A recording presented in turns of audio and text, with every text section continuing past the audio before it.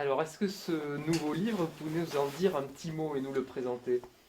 Alors voilà, donc avec mes chers amis Alexandre Jolien et Christophe André, nous avons donc fait deux dialogues, dont le premier s'est tenu pas loin d'ici, dans le Périgord, pendant 12 jours.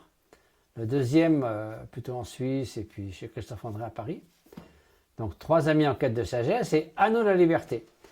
Et puis notre éditrice, Catherine Meyer, a eu une très bonne idée, et, enfin tous nos deux éditeurs, aussi Guillaume Allary et Catherine Meyer, de rassembler les idées fortes des deux livres, plus beaucoup de choses qu'on avait qui n'étaient pas dans les livres, parce qu'on a beaucoup dialogué, donc il y avait plus de choses, pour les ranger sous la forme d'un abécédaire. Donc, silence, empathie, émerveillement, etc. Et puis, nous avons rajouté chacun une dizaine de lettres qui nous tenaient à cœur, donc pour faire un ouvrage quand même un peu original. Et donc voilà, c'est un petit abécédaire de la sagesse. Et la sagesse, ça peut paraître un peu désincarné dans ces temps difficiles, mais en fait, la sagesse, c'est ce dont nous avons le plus besoin parce que c'est précisément le discernement qui nous permet d'être en accord avec la réalité. La confusion, c'est le n'importe quoi, c'est les fake news, c'est tout ce qu'on voit maintenant, les tsunamis de désinformation qu'on trouve partout sur l'Internet et ailleurs. C'est le contraire de la sagesse. La sagesse, c'est une adéquation avec la réalité. Et donc, si on a un certain discernement, notre pensée va être juste, nos paroles et nos actes seront justes. Donc, c'est absolument nécessaire dans ces temps troublés où on entend tout et n'importe quoi sur n'importe quel aspect de l'existence, il faut le dire. C'est le premier pas vers la liberté? Oui, sans discernement et sans sagesse, vous êtes prisonnier de vos propres fabrications mentales. Vous êtes le jouet de toutes vos pensées errantes, de vos peurs, de vos craintes, vous déformez la réalité à longueur de temps et vous êtes devenu éminemment dysfonctionnel.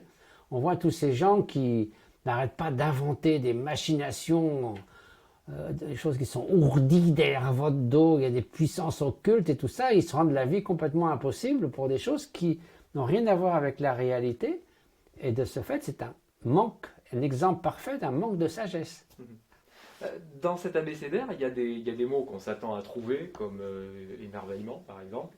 Puis il y a des mots plus surprenants, comme intelligence artificielle, par exemple. Comment vous avez choisi ces différents mots? Alors, d'une part, notre éditrice a pris de ce dont on avait déjà parlé. Donc, nous avions parlé de l'intelligence artificielle dans À nous la liberté. D'autres, j'ai rajouté comme l'émerveillement. L'intelligence artificielle, c'est important parce que ça prend de plus en plus d'ampleur et ça peut être incroyablement utile pour faire des diagnostics médicaux, pour faire plein de choses. Mais ça met en valeur la différence entre intelligence et conscience. Parce que l'intelligence artificielle n'est pas un être. Elle ne se réjouit pas de gagner une partie d'échecs, d'écouter une musique qu'elle a fabriquée. Elle ne s'attriste pas de perdre. Il n'y a pas un être qui vit au fond de tout ça. Et il ne faut pas confondre non plus le big data, c'est-à-dire la quantité phénoménale d'informations qu'on peut engranger grâce à l'intelligence artificielle, avec justement le discernement et la sagesse. Avoir tout Wikipédia dans une puce dans la tête, ça ne vous rendra pas un meilleur être humain. Ça vous donnera simplement plus d'informations. Et l'information, comme l'intelligence, est un outil qu'on peut utiliser pour construire ou pour détruire. Donc à bon escient ou pour faire du tort aux autres. Donc d'où l'importance accrue des qualités humaines que l'on peut développer, dont la sagesse et l'altruisme sont les principales. À la lettre C, j'ai pas trouvé confinement. Ça, c'était avant le confinement. Ça a été terminé. Non, puis on cherche pas à jouer avec l'actualité. On essaie d'avoir des sujets qui durent.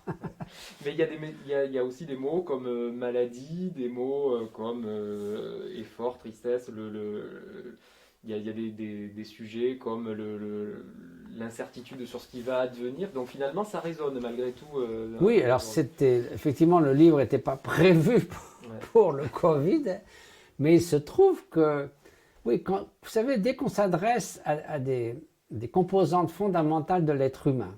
L'espoir et la crainte, la fébrilité par rapport à la sérénité, la liberté par rapport à l'asservissement intérieur ou extérieur, l'égoïsme forcené par rapport à la générosité et la bienveillance.